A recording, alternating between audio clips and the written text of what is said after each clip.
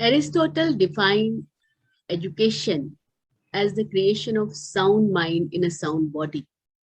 Thus, to him, the aim of education was the welfare of individuals so as to bring happiness in their lives. Education is the process of learning and expanding cultures. It contributes to the improvement of human conditions through better knowledge, health, living conditions, social equity, and productivity. It is considered to be the central tool for social progress. Education is expected to foster social progress through four different yet interrelated purposes. I heard it from Ashok sir in one of the webinars. The first purpose is humanistic, means to develop the individuals and the collective human virtues to their fullest potential. The second is civic, the endorsement of public life and the active participation in a democratic society. The third purpose is economic, by providing individuals with intellectual and practical skills that make them productive and enhance cost of living index, that is their living conditions. The fourth and the important domain is social equity and justice. The expansion of web of schools pan-India for the formal education is one of the most visible indicator of social progress. The global pandemic, COVID, has created a deep cleavage between economic and civic conditions of people across the globe. Since all four purposes are interrelated, the ultimate purpose of education is fumbling. It has also widened the gap between various stakeholders and other responsible government and private agencies. The second wave has impacted India badly, especially Delhi NCR. Even yesterday, the news headlines shared the spreading impact of COVID in Kerala, whereas at the time of first wave, we heard that it will not be impacting the coastal areas. Medical practitioners says to open schools, managements and the other senior principals feel that school must open following the protocols. Now, even the state governments are allowing to open the schools in phases and permitting to call students in batches. Even the classes have resumed in some of the schools, but what is the attendance? Are the principals ready? Are the teachers ready? Are the parents prepared to send their children to school? What is the real picture? What are the on-ground realities? That is the topic of the talk show today. On-ground realities, reopening schools. To deliberate on this topic, we have with us four educational leaders from four different regions of the country: North, South, East, and West India. We have with us Ms. Rashmi Malik, Principal, Salwan Public School, Gurugram, representing North India. I request Rashmi ma'am to kindly extend the verbal greeting. Good evening, everyone, and pranam, everyone.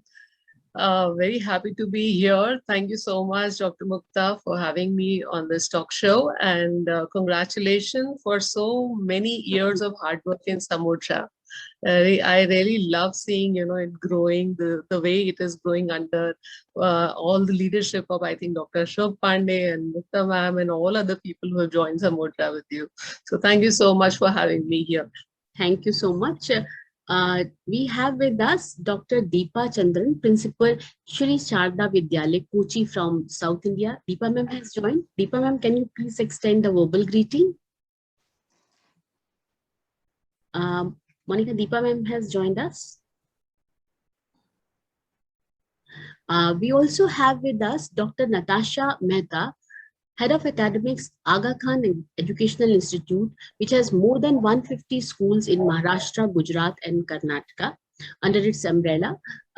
Natasha is a good friend, and she has been an author who has written 52 books so far. We met at Pearson together. So please extend a verbal greeting, Dr. Natasha Mehta. Yeah. Good evening, everybody, and I'm really glad to be here and meet Ms. Rashmi, Dr. Pandey, and of course, Mukta after a long, long time, though it's still virtual. But thank you so much to invite me to this talk show. Thank you. We have with us the most versatile, dynamic, and today I realized highly influential principal, Mrs. Papia Mukherjee. She is the principal and the assistant regional officer of DAV Model and Public Schools in West Bengal, representing East India. Papia ma'am, we welcome you. Kindly extend the verbal greeting. Good afternoon, everybody, and namaskar.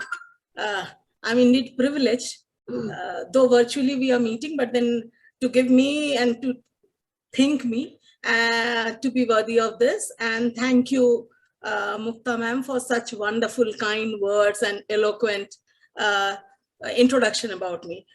Good afternoon once again, and thank you very much that we are all joining and discussing on an issue which is so very relevant to each and every educator who is there. Thank you. Thank you very much. Welcome, ma'am. I request Monica, ma'am, to please welcome our guests with a musical note and introduce them.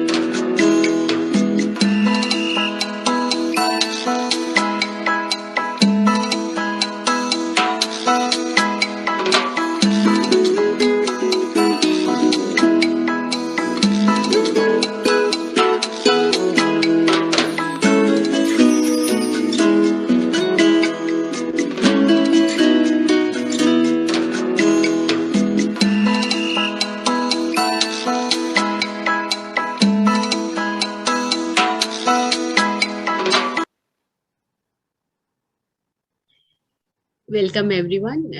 We also have with us our mentor, Dr. Ashok Pandey, Director, Elcon Group of Schools, an internationally acclaimed educator, author of many books, and most loved leader, a strategic leader, policy. मैंने अपनी verbal greetings they the, Mukta ji, and I'm absolutely delighted to be among these prolific educational leaders from all corners of the country. Thank you very much. Thank you, sir. We have with us Dr. Rajesh Hasija, Director, Indraprastha Group of School, who is known for his dynamic approaches. We welcome Good afternoon, Dr. Mukta ma'am. Thank you very much for taking me as part of these 4 top educations of the country. Thank you very much. Welcome, sir. So, Dr. Chaudhary has joined us? No.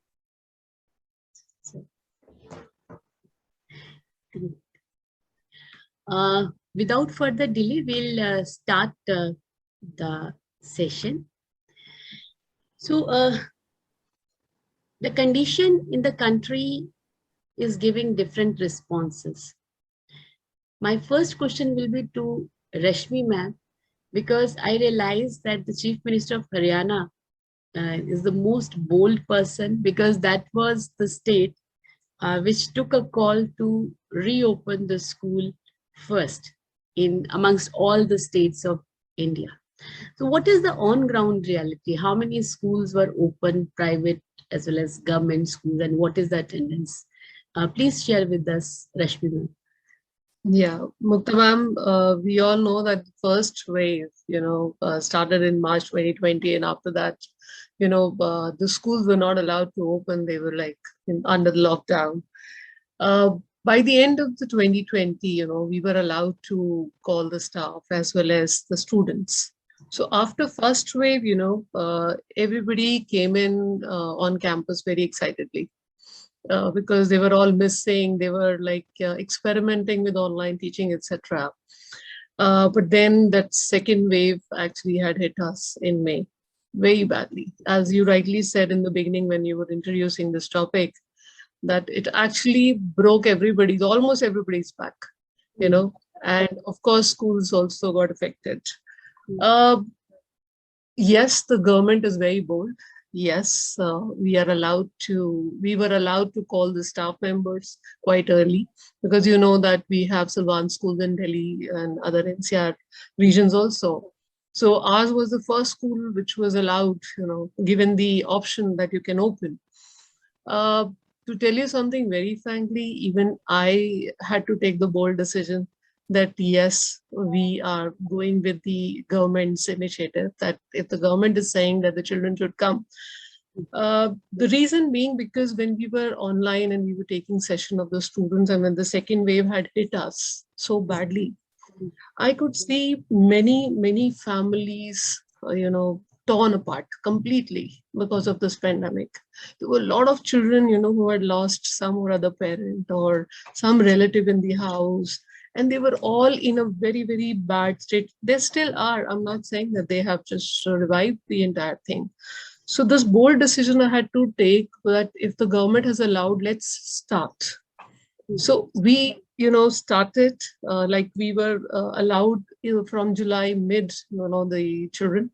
So 19 July, I remember that the circular said that you can call the senior kids, and we started calling them from 22nd July. But before that, a lot of preparation went in, because we had the staff members also who went through traumatic experience. So the first thing which we did after May, in June only, June end, that we started calling, the staff in batches, small batches, so that they actually, become a little confident, because if the teachers are not confident, the children will never be confident. So yes, the move was bold. Yes, there were apprehensions. Yes, there were fear also at the back of our mind. So the very first step which we took was that all the leaders of the campus, they started coming, me, vice principal, HM, coordinators, we started coming to school. So we came for 15 days, and then we gathered courage, to call the teachers in batches. Then they started coming, and then we kept talking, through online only, because the teacher used to sit in a class and we used to talk online only. So this is how we have started. Not many private schools opened. Okay, till date, I would say, because the parents are not agreeing, and even, they are also not able to gather the courage, I would say that. Government schools are open. The children attendance, because the circular says it's not mandatory. So that is the reason the advantage is being taken everywhere. But then, yes, I have seen the difference between, certain institutions where the children are not following the SOPs. So we'll discuss it later, but right at this moment, let me just stop here. And Rashmi, what is the attendance? What is the attendance? I mean, do you have any idea? Initially, yes, initial days, it was 5%, 6%. Now it has started increasing, because they talk to each other and they understand that yes, there is, and a lot of orientation is happening, because we are talking to the parents and telling them that when the malls are open, the cinema halls are open, the marriages are happening, the parties are happening. Okay, those school is as good as those areas, so don't worry about that. We need to teach our kids the skill to protect themselves, and school is the best way, to learn that. So with that, day-to-day basis, we are like getting in touch with them and giving them confidence to come down to school. So you have started the classes from class 9th onwards or from 6th onwards? No, 6th onwards. 6th onwards. Okay. 6th onwards, the And classes. now we are opening, now we are opening for 4th and 5th also Wow. next week. And what is the percentage in your school, ma'am? Percentage My of attendance. Yes, attendance. Percentage of attendance at any given point of time, we have somewhere around 150 to 200 kids at a time, out of like 500, 600. But then, because we have staggered the days, so we were expecting this much of attendance only. Okay. So if you have staggered the days, like out of say 600, around 250 are coming, approximately 45 to 50% children, they are Okay. coming. So when you're talking Okay. about 45 to 50%, that is on one day, or like 40% are coming on the One other day. day as per One plan, day. and the 40%. So it means No, the no, 80%, 80% children are coming, no? If That they way, on alternate I'll days, tell you why. I'll Yeah. tell you why, Mukta ma'am. Because we've got our PT1s going on for 9th and 11th. So obviously, and there is a difference between the online exam and the on-campus exam. And we have also put in a condition that if you appear for online, you'll have to mandatorily, clear oral exam. So they don't want to get into that. So they end up coming to the school. They say, okay, it's okay for sitting for an exam for an hour and a half. So it is easier for them also. Plus, one more thing which the management has done is that we are running the bus routes. There are Okay. some special bus routes which are running, and that too free of cost. We are not charging for the month of September also. So such initiatives we are taking to encourage the attendance. So that's also because some of the parents, those who are ready to send, and they are not sending because the school transport is not available. True, So you are applying the transport as well. Wow, good. Welcome, Deepa ma'am. And I think there was some technical glitch. You could not join earlier. Yeah, thank You you. share- And Yeah, looking very pretty. I'll not repeat your introduction and the PPT that I'll share with you later. no, well. So, Deepa ma'am, shall I take another panelist, or shall I Yeah. ask a question to you? Yes, you can ask me, no problem. All right, great. Ma'am, yesterday I read the news, and it was that in Kerala, like in the second month, yesterday were the highest COVID cases reported. So seeing those, whereas when the first wave was there, we heard that the COVID will not impact the coastal areas. So what is the take of the government, of the schools, and of the parents for sending the children to the school? As far as the present situation scenario of Kerala is concerned, as you said rightly, that the cases are on increase, and there are two versions, which is usually some, there are a lot of political, the center party is not ruling the state government, and only country in the state where you have the leftist government is in Kerala state. And so, there are data, there are medical organizations which say that because there was a lot of control on the Kerala people in the initial phase, so the only 40-55% of them have got COVID. So the resistance have medically it is not gone to it's not an immune society. So that's how it is now, the number is coming up. But as far as parents are there, I'm sure emotionally, if you ask me, psychologically, they want their child to be in the school. They want all their children to come to school, because I have WhatsApp messages, ma'am, is there a campaign for a vaccination to be taken, and so that we can send our children to school? And because, last year when the survey was taken, only 9 out of 75 to 80% of people were not ready to send because they had a fear of that. But this time it says that more than 50 to 60% people are ready to send to school, because children in psychologically in homes, there is no any emotional outburst. We had a 2 months, when the last academic year, 2 months, we had classes for 12th and the board exam going students. At that time, we had spread across, I mean, we have divided one class into 2 classes and we made the teachers spread, and that all protocols were taken.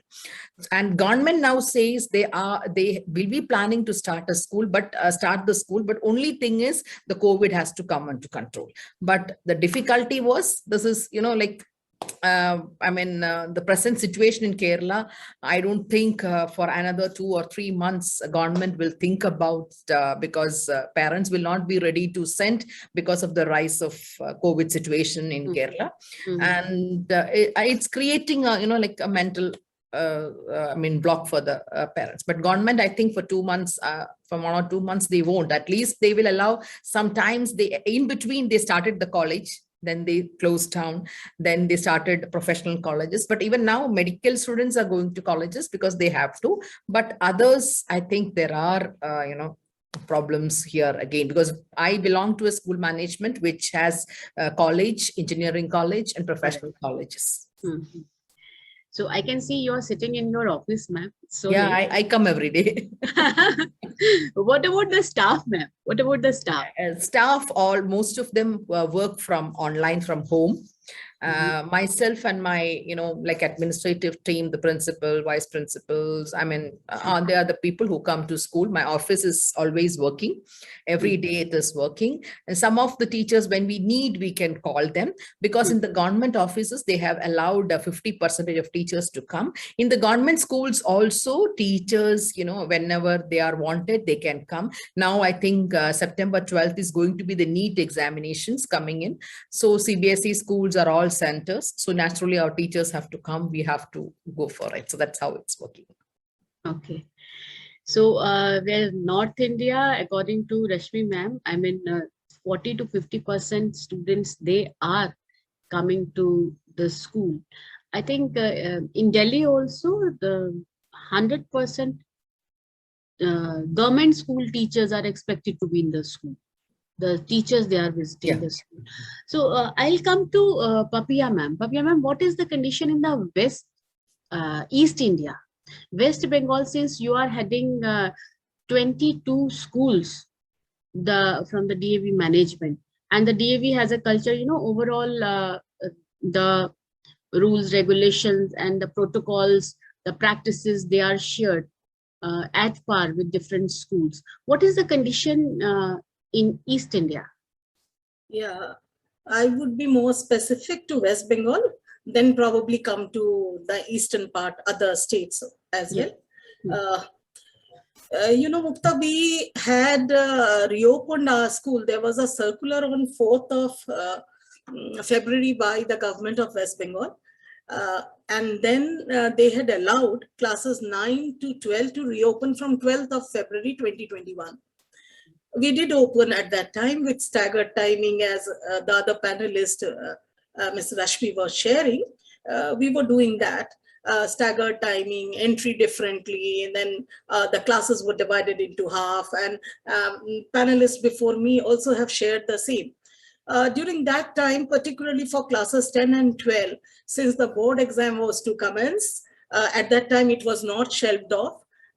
There was a date sheet issued. So children were very positive, and they were coming almost after a year or so. So the attendance, as far as classes 10 and 12 was concerned, the attendance was extremely good.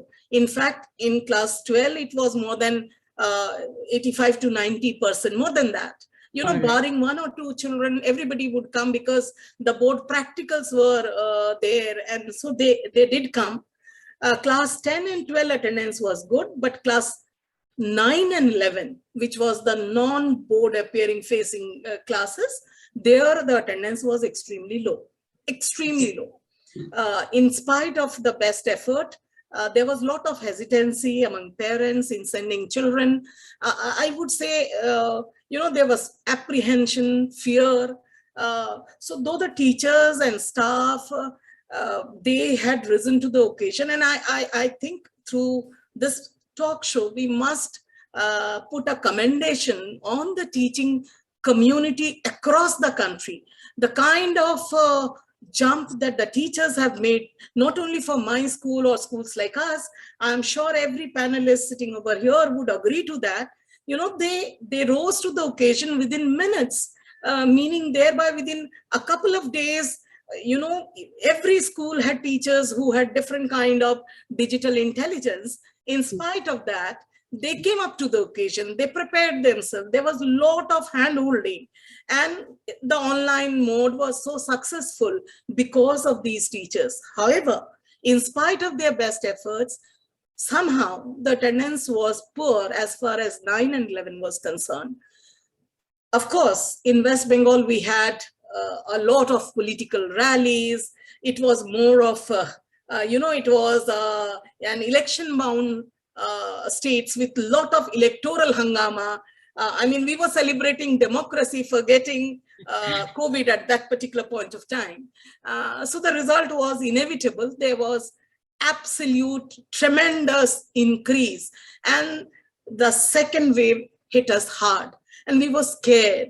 So we closed the school. Randomly, we had to close. Then, of course, the directions came from state government to close it with lockdown, complete lockdown. Hospitals were not available, beds were not available. We were also facing the same scenario. So it was same. And from that time on, we are still under restriction. Day before yesterday, Government of West Bengal has extended the restriction up to, again, 15th of September. So we have not opened after that.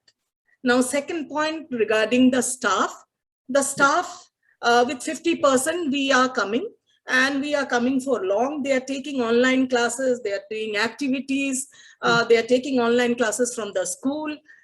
So they are coming. We are here. And as far as office, principal and office staff and, you know, the admin staff like supervisory heads, etc. are concerned, they are every day coming. Other than that, the teaching staff is coming alternate day. One day they are taking online classes from home. The other day they come to school to take the class. This is how it is functioning now. Now, as far as West Bengal is concerned, though many adjacent states like Orissa, the schools have reopened, Bihar, Jharkhand, all these states, you know, they are either they have reopened already or about to reopen. But as far as West Bengal is concerned, there the declaration is that it would be thought of only post the Durga Puja. All right. So which is, you know, not unlikely for, again, 2 months, minimum 2 months. It is not going to happen. It's not likely. It's only after that it should happen. It may happen, the government may think, provided, again, quote unquote, if the, you know, we are not attacked by the so-called hype of third variant and the Delta variant, the third wave, which of course we are not sure, but then too much of it is being jargonized on the media. So if that happens, we don't know how it is going to happen. But I would like to also put in here that with the changes that has come up in the pattern of assessment for 21-22 announced by the CBSE, it's very, very imperative now. I think we all would agree that it is imperative now that the schools should open. Now, it should reopen. Of course, I do agree that there has to be, you know, a lot of parental engagement. I would like to call it as maybe, you know, PPE. I call it in COVID terminology, I would like to say it as PPE, but with a different connotation. Maybe, you know, positive parental engagement is what I would suggest. We would require a lot of those kind of thing to happen, where we are able to take parents into confidence, their consent, then only we can go. Probably now I would hand over to you so that other panelists may say. These would be my opening comments. So what I have understood, like in East India and South India, we opened from 9th to 12th. Yes. Right? And 10th and 12th, still the attendance was there, but 9th, 10th attendance wasn't there. No, very poor attendance. And now I'll come to West India, Natasha ma'am. Since you are dealing with more than 150 schools under the aegis of Aga Khan Foundation, you have the schools with the different levels. What is the my question will be, we'll start with the academic, or the learning gaps or the academic standards with all the panelists. You are having, a broader data with you. So what is the take of attendance or the schooling in West India, and how you are managing these online classes? Over to Natasha. Yeah, thank you, Mukta. So see, we run budget private school. So ours is a not-for-profit organization. So we have schools in Bombay, which are where the digital divide is not so much evident. But we also have schools.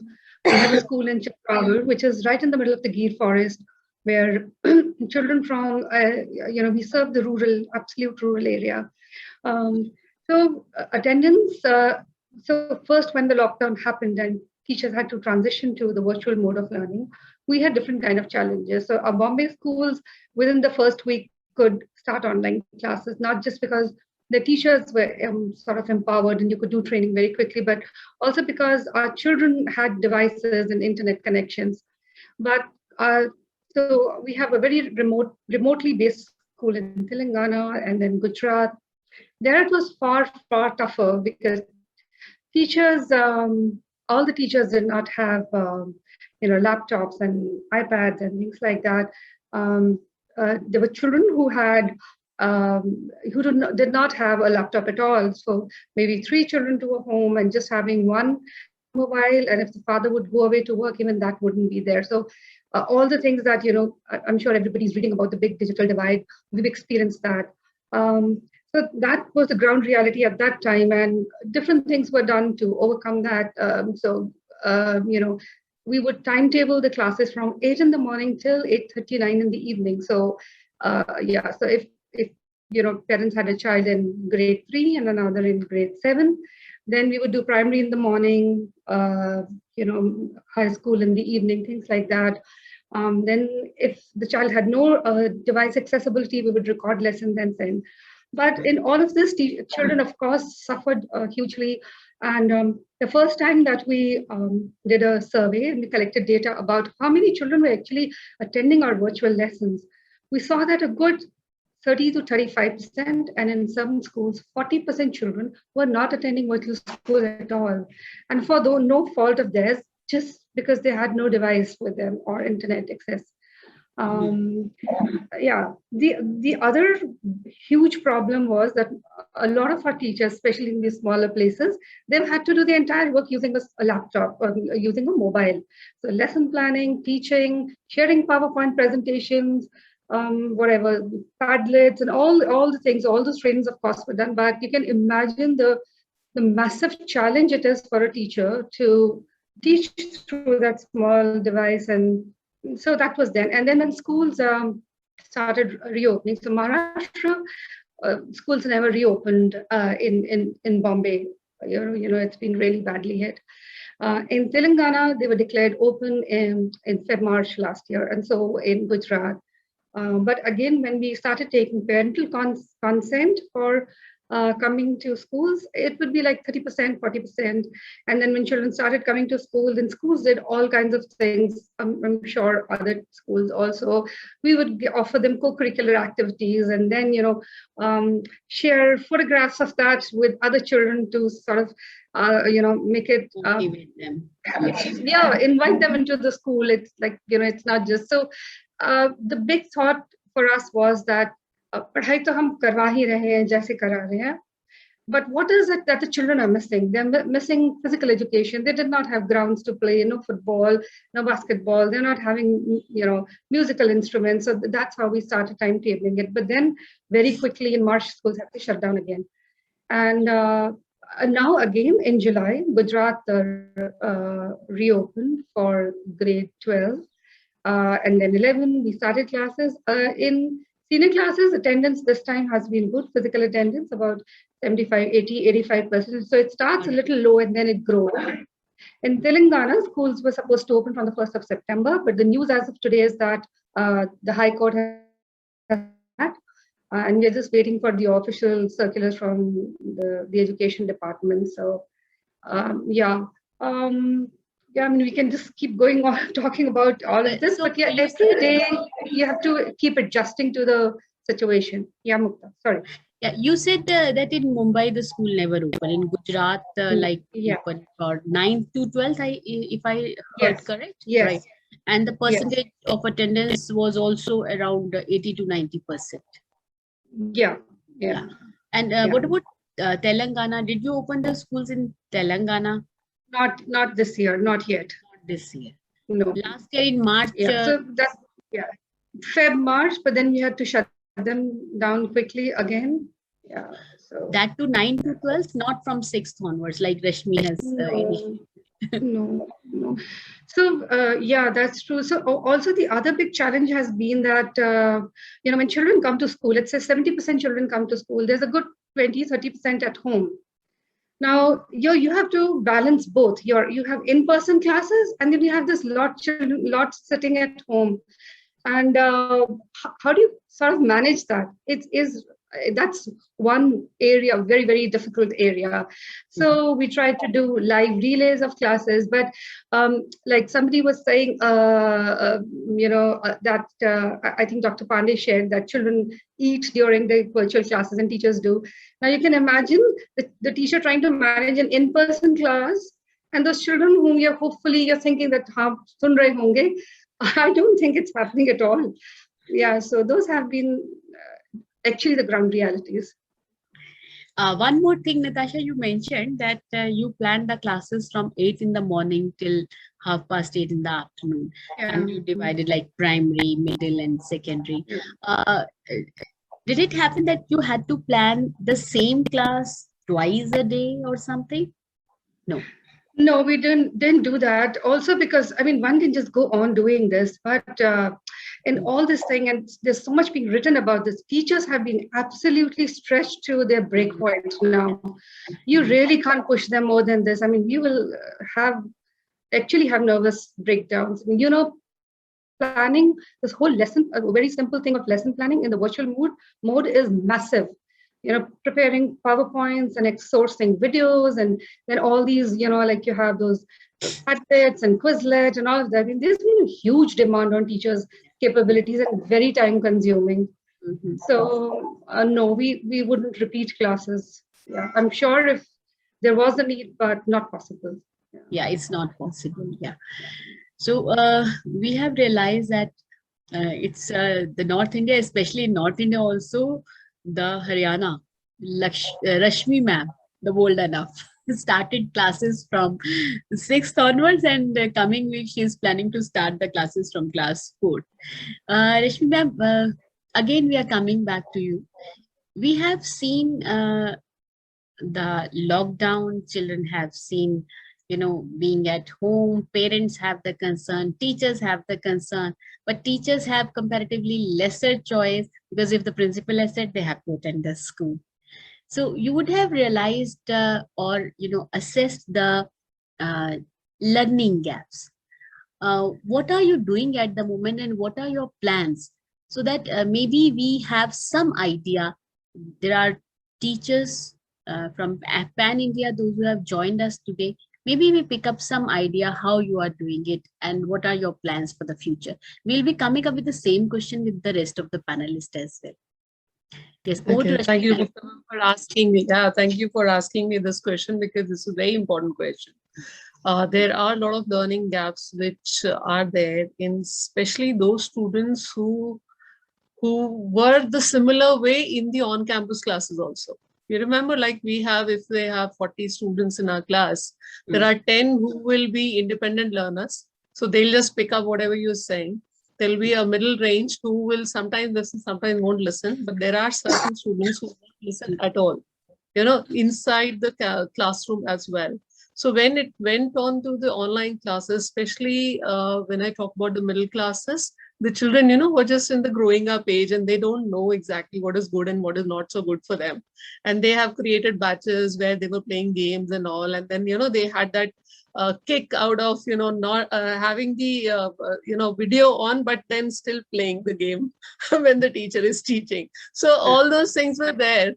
but very, very effectively, the teachers, kept on devising some or other method, to understand the learnings of the children. So we actually did not face much of the issue of the learning gap when the school have reopened now, because there was a one-to-one marking. So we were doing that particular thing during that thing. We were very tight on, learning objectives being achieved or not. And as Dr. Natasha was also talking about various tools. So we kept on using those tools almost in every class to understand that how many of them are giving the right answers. So if somebody is playing game and suddenly a question is asked, the child is not able to answer, because the child is busy in the game, and the teacher used to immediately pick up. So we didn't have much of those issues right now. But one thing which I would like to, tell all the teachers right now and all the principals also right now is that after second wave, it is very important for us to give a patient hearing to the students, at least for a week. So we have a concept called class teacher period, which I think all the schools usually have. But then this has become a very important period in the online classes as well as the offline classes, wherein the class teacher is only chatting with the children, understanding that what is it which they are facing, what are their views about various things. And it's a very structured kind of thing, but then there is a patient hearing being given to all the children, so that we understand that what the child has gone through. Believe me, Mukta ma'am, we have within a week's time, we could, identify the children who had developed anxiety disorders during the pandemic time. Okay, we started working on them. I personally am in touch with those kids, and every day we've told them to come down to school. There is one more thing which we all need to, be very, very careful about the SOPs. In the SOPs is that we should always have a break in between for the kids. That means whether it is the online class or offline class or hybrid class, like we are having hybrid class, we have the technology available with us. We have the smart board where the Zoom, all the students who are connected on Zoom are displayed on that board. All right. So anything that the teacher is sharing, that is also visible to the children who are sitting in the classroom. So there is a gap between each period for 10 minutes. Jaise Dr. Pan was telling that khana khane ke liye wo khana kha lete hain us 10 minute ke andar. So we don't have that issue that while having the class they are eating anything. So those 10 minutes gaps are still there, okay, between the two classes, and the hybrid classes are going on, and then. There is something called as circuit breaker. For example, if for a week you have called the students, then please break that circuit, okay, for next week, put them in online classes, and then again, so that God forbid if somebody has, got the infection, then it comes out in the next week and we come to know about it. So such small details we have. Rashmi ma'am, please repeat this again. Repeating it again. So for example, a child is coming continuously for 1 week to the class to attend the classes. Okay. Yeah. Then give a break to the child. Don't allow the child to come to school for say 2-3 days or 4 days next week. Okay. So we have that staggered one. We say ki ek group ek din aayega, the next group will come the next day. We are doing these kind of things. But then there has to be those 4-5 days gap given, so that God forbid if infection is there, that comes out. This is something which we have to be mindful about. All right. And of course, we have cameras all across the campus. There are CCTV duties being given just to check if the child is removing the mask. It's not only children, I am sorry, teachers are also doing it. So we always, give a call, madam, your mask is down, please wear it. So all those things are happening. And then one which is very important is that you need to talk to the students every day, keep on telling them the reason behind these precautions. They tend to forget. One more thing which we all need to do, all the educationists need to do, when the child comes to you, the child should also be taught about what he or she should do when they go back home. Because when they go back home, if God forbid if they have picked up infection in their clothes or in their bag or in their bottles or tiffin or on their mask, and they just throw it, they will be infecting their parents. So Hmm. it's a community work. It's a community work. So we need to skill them into that also. So a lot of things I can go on, but I think I should stop here and give time I to others. really also. picked up a few things like circle breaker and this. This is very good. So I'll come to now South India, Deepa ma'am. Uh, as Rashmi ma'am has shared certain things, but still I'm looking for how you are assessing the learning gaps and presently what you are doing and what are your plans for the future, because the loss which has happened in a year or maybe more than a year, it will take, I think, a little longer than to bridge it. So first thing is to identify the gaps. What is the mechanism you are following, ma'am? Over to Deepa ma'am, please. Yeah, I was like what Rashmi ma'am was telling, even what we do is we have a class teachers period. And in my school, we have, inclusive. So we have nearly to 30 to 40, nearly, I think 40 to 45 students who have not only learning disability, but other types of disabilities also. Okay. So not only the slow learners as we identify in the normal classrooms, but children, those who are autists and those who are even that type of children are there. So what we do for that type of children, we have special educators. So we have nearly 5 to 6 special educators.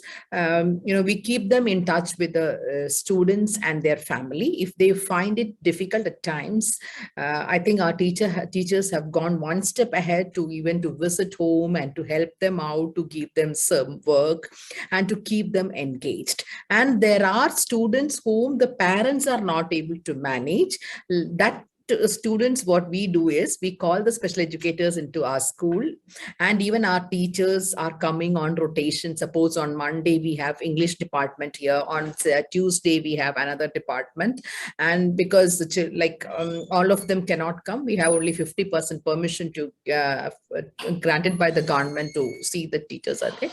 So what they do is, the parents, when they, as she said, when we interact with class teachers, interact, and during that chat time, actually after, when the online started and after 1 week or 2 weeks or after 1 month, okay, the interest was there. But afterwards, slowly the interest was going down because only 2 hours as per the Human Resource Ministry's advice, we had only that. So we then we thought about a class teachers period. And I also said, just simply chat and have a structured what you have to do. And like you have in the morning assembly in the school, so you have like 20 minutes in the morning. And especially now biological clock is totally disturbed, like a child who used to get up in the morning will get up in the afternoon according to the online classes, according to the timing, everything is disturbed. And now this, and what I found is, like, when we had learning gaps and when we identified the students to be brought to the school, not even a single child was there who was saying that I should be sent home fast. They will, I'll ask them to come for 2 hours or 3 hours and 4 hours, sometimes for 2 hours. When they see me outside, they'll see, can you call our parents late? So when we ask them why late, no, we'll be staying here and getting the teacher's support, and then we'll play. Can we play? So learning gaps is something very important, but then emotionally also, socializing, emotional these things are not happening at home, and they are, especially when the situation is very you are before a family is also being, a place where we used to come out in the morning and go in the evening, but now 24/7 parents are working at home, children are at home, and mentally everyone is disturbed, the economy is imbalanced. So all these is also impacting the learning, and even to be very frank, when I sit here, when I am on the online, even we appreciate that we are being connected, but at the behind our mind times when we think, even we are for a long time when we sit in the online, the attention span goes away. And even for, you just imagine a KG side or a first standard or a second standard age, they'll be playing when the teacher is teaching. Okay. When the teacher is trying to communicate something, they will have their own things in the hand, or they will have their own work. And sometimes, children are always naughty and allowed to be, when the teachers ask them about some queries, they will stammer, but the fan and all will be rotating, and they say it's that we don't have the range, so they switch off. So these type of things are happening. So, learning gaps are happening just because of, there have some problem. Another thing is just because there is no attention from the home also for the full time, and the children are also fed up with being on the online. They are not able to pay. They are not. They cannot put out their energy. So many factors. So we are taking like steps like this, visiting homes, bringing the children to school, then talking to them, then arranging the remedial sessions. Which is what is their problem. So we arrange the remedial sessions for students. Then to stay connected, all celebrations are happening. We ask them to, come in the class celebration, whichever celebration, whether it is Deepavali, whether it is Janmashtami, whether it is Onam, whichever celebrations, we keep them alert. Even elections, everything we do it through online, so that at least, out of the way they are interested to do something creative. Some of the children are coming, they are making use of whom the parent can support, are making use of this and coming out with new developments.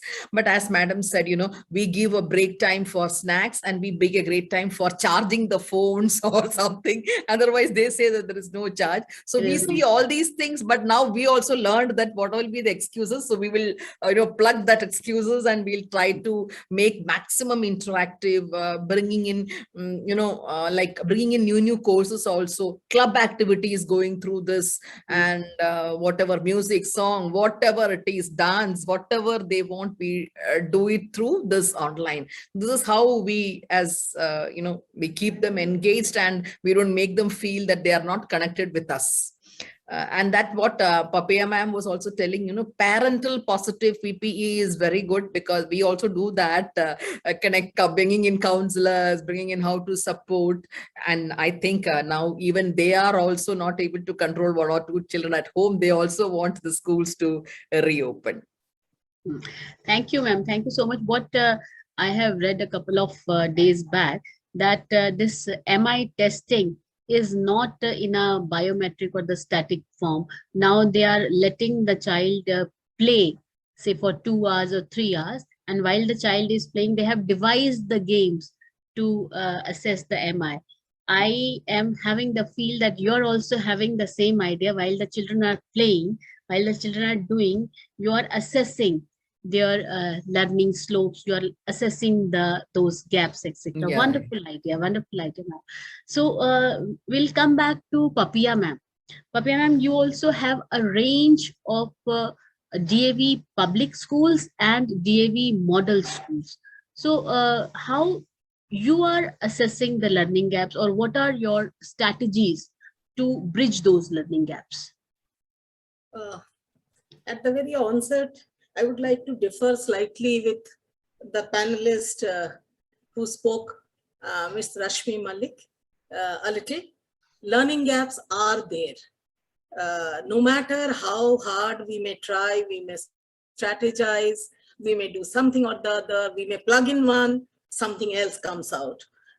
So learning gaps are there, and particularly, I feel that almost 18 months now that children are at home. Yes. And we have started online classes from April 2020. But what I now find that probably a lot of screen fatigue is creeping into the children. Yeah. And what we need to think more as educationists is that the learning gaps are there, and children, though they may be performing very well, but the panelist before me, Dr. Deepa, has very beautifully explained, all the time sitting at home, they are not, it has to be understood that, school is not taking care for academics only. It's not there. I'm more worried not about the learning gaps. I'm more worried about the socio-emotional impact, the damage that is being caused by this prolonged online learning that is happening. You know, children come out with different things. You strategize, you come out with plan A, they will devise something new. You know, so teachers are doing something, teachers are teaching, they are on. If they don't know, see, we plan out that this time what we will do.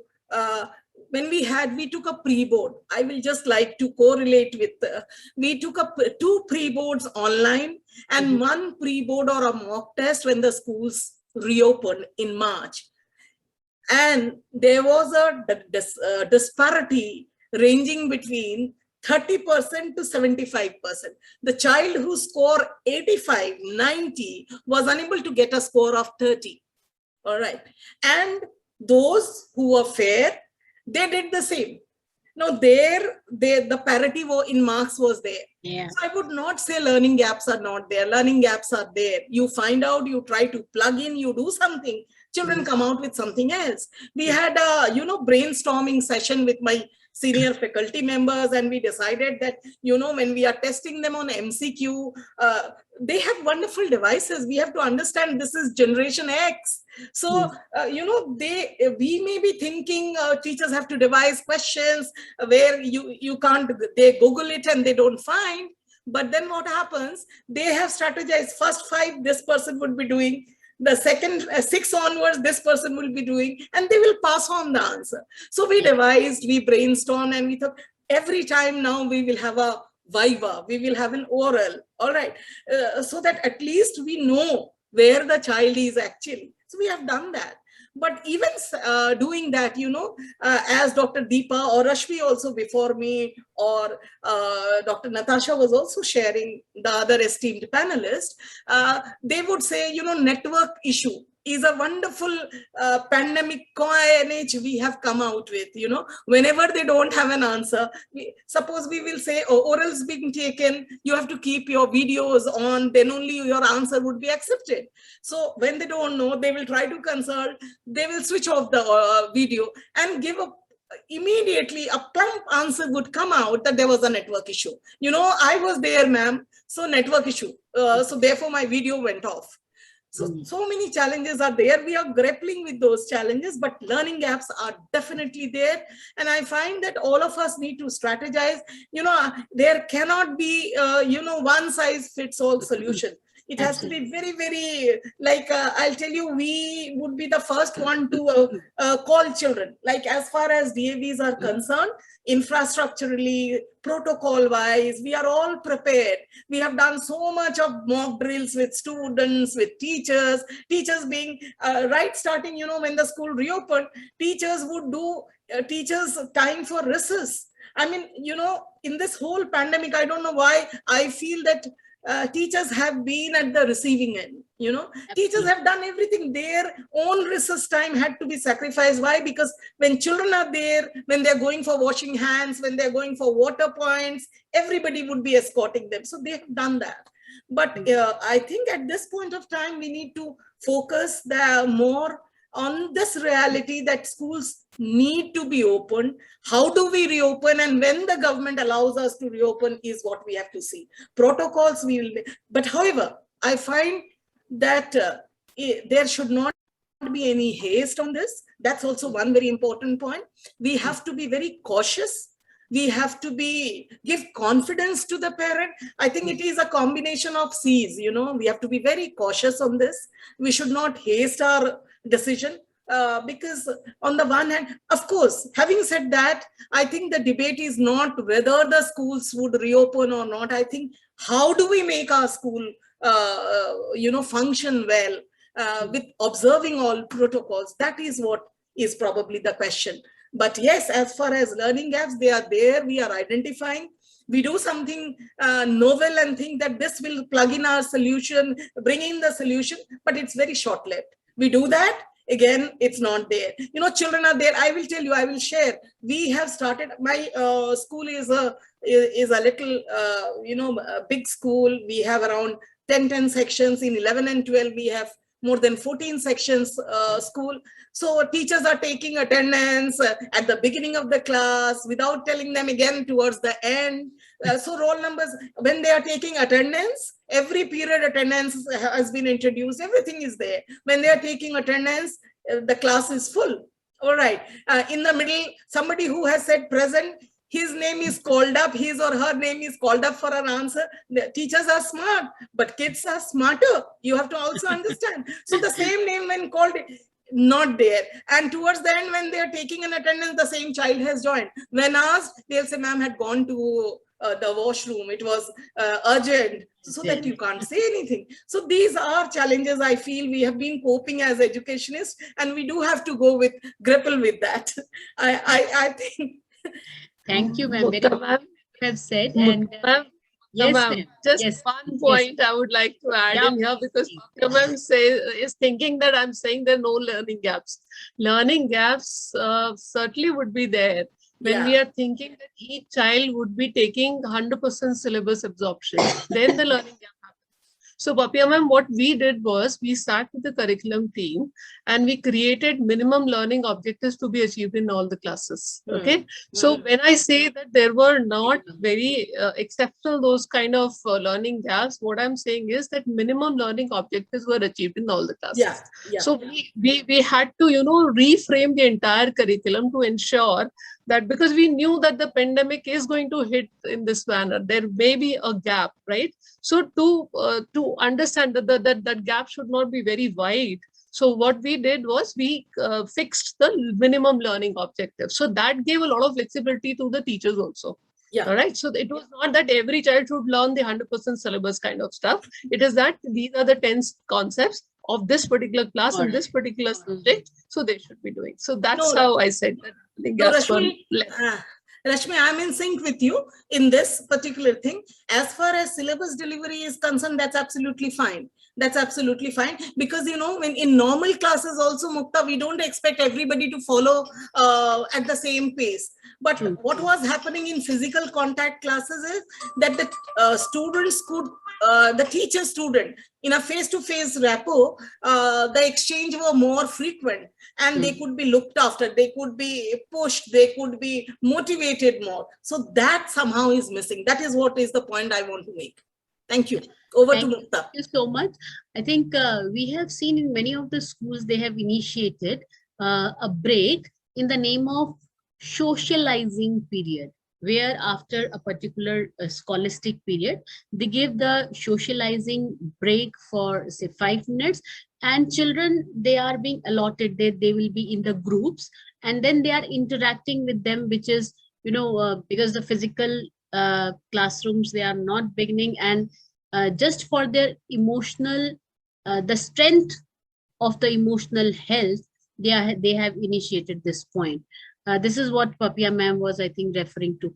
Over to Natasha ma'am. Natasha, you shared that the Mumbai and the Gujarat and the Telangana, the structure of schools, the level of the schools, they are different. I'm sure you are devising differential policies, differential strategies to bridge those learning gaps. So I'll be happy if you share some of the strategies which you have decided, even for future or presently, whatever you are doing. Yeah, right.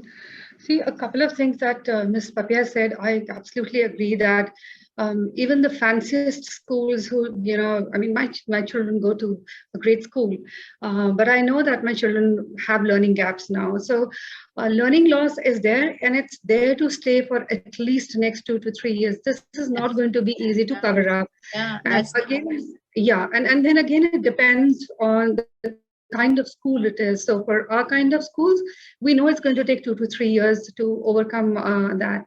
The other thing is this whole, the difference in how children take exams and how they're performing. We're also reading that proctoring also creates trauma in children's mind. I'm giving a test and I can see the teacher glaring down at me all the time, ensuring that I will make, not cheat. It's being written now that this is also creating a lot of emotional, social, mental pressure on the children. So we are trying different things. There is no easy way and there is no one solution, that is for sure. So one strategy that we have tried, which we think should work, is like Ms. Rashmi also said, we looked at minimum learning levels.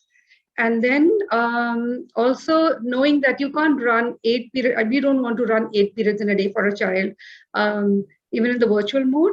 And once they come back to us, you will not start a full day all of a sudden. So we would start like a half a day. So children don't eat in school. They get only dry snacks. So they're not going rushing, washing their hands, too many visits to the washroom. Considering all that in mind, we decided to focus on 3 subjects: English, maths, and science. And in those 3 subjects, we arrived at minimum learning levels. What we also did was, because we do multiple boards, we have CBSE, ICSE, Telangana, Gujarat, and Maharashtra State Board. So we have a central team of subject experts. They looked at all of that, and then that's how they arrived at the MLLs. Based on that, instructional designing is being done. And 2 strategies are being looked at, but again, not universally applied in consultation with the principal, with the teachers. One is that, we either do a standalone 3 weeks bridge program. So like year 2 of lockdown, some of our schools said, okay, we in maths, now that we know these are the gaps, we will do a 3-week bridging thing. But then there were others who said, so the other strategy was we decided to scaffold the learning loss. So for example, decimals have to be done. And before that, the child needs to know fractions, but he's completely missed that. Now, when the lesson for decimals is to be done, the previous concept is being, folded into that concept. So 2 ways: either a standalone program or scaffolding it into the instruction on the lesson plans of the current class. Again, different schools decided to do it differently. But yeah, I think these 3 strategies: MLLs, scaffolding, and bridge program. Solidly, these are the 3 things. I'm focused on English, maths, and science. I don't know whether that's a great idea, because the humanities people will kill us. I was about to say that the science is your subject, so you just overlooked mathematics. You incorporated science. No, math, science, and English. You see, you want to prioritize. It's not as if you're not doing that. See, again, I'm coming back to that again and again. We work with very limited resources, so prioritization is critical to us. And in that, so something will happen now. Something will happen a couple of months from now, and there are other things which schools will do on their own at their own levels. But I think these are our 3 big strategies. And like Ms. Papia also said, that one big thing when children come back to school is, I think they enjoy the most is sports. Even if it's just, just kicking around a ball or playing pittu or whatever. Now, ensuring COVID safety protocol and distancing, and if the infrastructure allows it, just giving them that opportunity will take care of a lot of their, emotional stress and mental pressure and all of that. So, yeah. So you mean once they cool it down, the learning will automatically take place in a fun. This is all Absolutely, absolutely. Yes, So yes, it's the absolutely. first time in the last, I think, 4 months, ever since we are doing these online sessions, that मेरा ध्यान घड़ी पे नहीं गया और session बहुत लंबा हो रहा है, लेकिन मैं अभी इसको ऑन करना चाहती हूँ. So I would like to request our mentor, Dr. Pandey, to please share. There are many teachers, those who are probably looking for some idea how we can, bridge the learning gaps, as all the panelists are of the opinion there cannot be one strategy. So they have shared their things in bits and pieces. We would also like to know from Dr. Pandey and Dr. Hasija, so that there should be an additional takeaway from our mentors. Over to Ashok, sir. Thank you, Muktaji. I think you should have only asked me to reflect on what I have been listening to for the past 60 minutes. Absolutely absorbing, engaging, and overwhelming. And since you mentioned about North, South, East, and West, something very amazing thing has happened today, right? Among these 4 prolific educational leaders, what you have is North, South, East, and West. in our scriptures, all these 4 directions, they symbolize something. Okay. Whether we believe in them or not, that's a different thing, but they do symbolize, So, what north symbolizes? North symbolizes wisdom, right? South symbolizes inception, okay, origination. East symbolizes redemption, and west symbolizes closing, right? And this is exactly what has happened today. Between north and south, we have seen how the wisdom has originated and redeemed. But when we come to east, Papiya, Papiya has given us the red flags, where we can go wrong. And that is what redemption is, how we can compensate for the misses. And Natasha has given a perfect closing to all that, right? And Papiya, you might have missed after your last intervention, one participant wrote, "Wonderful lecture, ma'am," right? so you can understand how strongly you redeemed the whole discussion. So I think that is where lies the beauty. I think they have covered everything, let me tell you. And you're talking about learning gaps. What has happened is, I hope I have 2 minutes time, or how much time I have? We will extend for another 5 minutes, sir. Okay, Dr. Hasija also has to come in. So anyway, the whole problem originated with virus, right? And not virus alone, it's mutations, the variants, another V, right? And then we all started waiting and talking about vaccinations, right? Now adults are fully vaccinated. Even then, we are gripped with another V, and that is vacillation. We just cannot decide. Open, not open, who will come, who will not come. We are doing that vacillation, right? And therefore, I think the time has come, with the wisdom of what you have discussed today, that we have to convert these 4 Bs, into virtues, into vitality, into, bringing about variations in our own behavior and thought processes, that children and teachers come together in one way or the other, right? So that is very important. Now you're talking of learning gap. Nobody can deny that the learning gap has taken place. Research is, even in a country like America, Europe, and all across the world, a common research has been done by McKinsey and Company. And they have done research, they have produced a tracker of learning loss. Across the world, the closure due to pandemic has varied from 12 weeks to 70 weeks. We are the highest. So 12 weeks means they had the maximum in-person classes. And 70 weeks means we had minimum in-person classes, right? Even in the maximum in-person classes, the learning loss is to the tune of 30%. And the maximum where in-person has been minimum, the maximum learning loss is to the tune of 60%, right? In mathematics particularly, and reading, the children are 6 months behind. But the question is, what is our priority? The priority is what these people have already said. The priority is socio-emotional skills, what they have missed, right? Mental health. And that is why when I make a case for reopening, I say, you have got 3 things: physical risk, mental risk, and of course, study risk, right?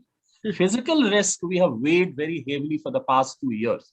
It is time now that we talk about mental health and learning health also. Just in the fear of Delta, we jeopardize the children's learning and make them learning poor generation. I think we have to take care of that, right? So I think this is the whole scenario. And I'm very glad that the states have taken care of these things. They're coming out, and this, we are into hybrid. Let us forget that we are going to go for 100% in person or 100% online for that matter, right? I think Rashmi was talking about that they come for 1 week and give them 3 days off. That is the best example of what we call high flex model. What is high flex? Hybrid flexibility. So they did hybrid, and then you are making it flexible. Flexible. You can have another variant of it, like viruses variant. You have another variant that you say that no, these children will come to school, these will not come because they have difficulty in coming, and these children will come because they have difficulty online. They have no digital resources, right? And therefore make some kind of hybrid here also. So there are many variations. We have to think about it, but the gap is there. And once we reach some kind of normality and the children are available to us, that we have, redeemed their threshold of mental and social and emotional health, then we can start talking about learning gaps. And we have to find out how much gap is there, right? So the gap is, what is the minimum learning at that level? Give them a diagnostic test, find out, and then create the bridge courses for them. Reopening also calls for empowering the parents and students. And empowering demands that you give them mentoring, coaching, counseling, extra timings, give them sports and music. If all these empowerments come, I think all gaps can be filled at one stage. That is what my case. But again, I'm absolutely thrilled listening to these people, and my congratulations to them. Thank you, sir. Thank you very much. So over to Dr. Hasija. We'd like to have your suggestion. I will be very brief. Good evening. I know it's already extended time, and these four ladies really won the heart of everybody. My two things only. Number one, pandemic happened. The way every teacher has taken the charge of the children, inspired them, is creditable. We must compliment them, congratulate them. We must count this blessing rather than counting the word which is being used, learning loss. Why we are talking learning loss? Because we were focusing on covering some content. Education is not about physics, chemistry, and mathematics. I was hearing that somewhere, there's a lost children lose interest online. I strongly believe we focus on connect between the teacher and taught. If that connect is there, the next step, inspiration would come. If inspiration are there, learning would happen. And it is immaterial whether you have physics, chemistry, mathematics, history, or any general conversation through which teacher is trying to talk about. Assessment, let it take a backseat. First, there should be a socio-emotional, safe environment where child is happy, teachers are happy. If that thing would happen, believe it, learning would happen. After all, even Eklavya learned from the statue of Guru. There was only connect and inspiration. There was no syllabi. Therefore, he became better than Arjun. Our children would also be better than best. Let me assure you, give them freedom to do. And our teachers are competent for that. As a principal, let's go away from the syllabi, the concept. With the competency, what we are talking about, every child will emerge as a winner. But hats off to these ladies, Deepa, Natasha, Papaya, and Rashmi. They have done a wonderful job. Congratulations. Thank you. Thank you so much, Monica ma'am. There are three participants, those who have raised their hands. Renu Manocha, Krishna Malik, and Shichan Ghosh. Please give them the audio and video right, so they can ask the question.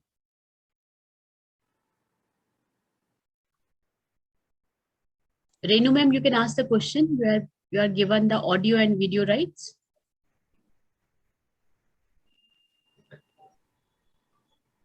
She can write also if she's not able to write in the chat box.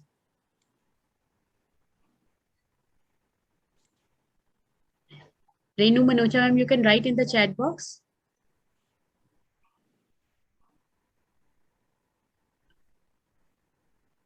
Monica ma'am, have you given the audio video rights to Shichan Ghosh?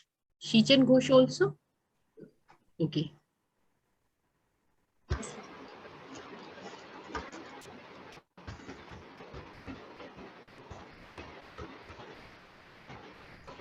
Please write in the chat box if you are not able to speak. Yes. Yes, go ahead, Mr. Sinchan. You have written honorable panelists. What's your question?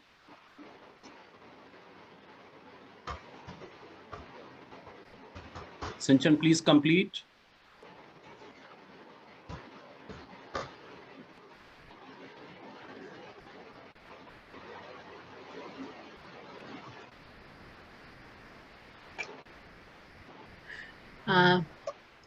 I think we'll wrap up the session here. Yeah, you can ask them to send their question later also. You can send your question in the registration through the registration link. The link is still open. You can post your questions there, and we'll forward the questions to the panelists, right?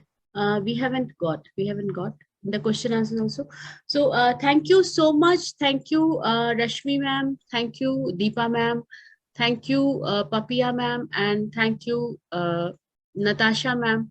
Thank you so much for making this session so vibrant. Let me tell you, this is the first session which we have overshoot time. Otherwise, my mentors, they tell me, Mukta, कि नजर जो है वो घड़ी पे है, अब हम कम बोलेंगे, अब हम नहीं बोलेंगे. So but we have thoroughly enjoyed. Thank you, Ashok sir. Thank you, Dr. Hasija. Thank you, Uh, everyone. Thank you so much. Thank you very much. This Thanks a session. lot. Thank you very much. Thank you all Thank you very so much. much. Thank you. Thank you so Thanks much. a lot. Thank you. Thank you so much.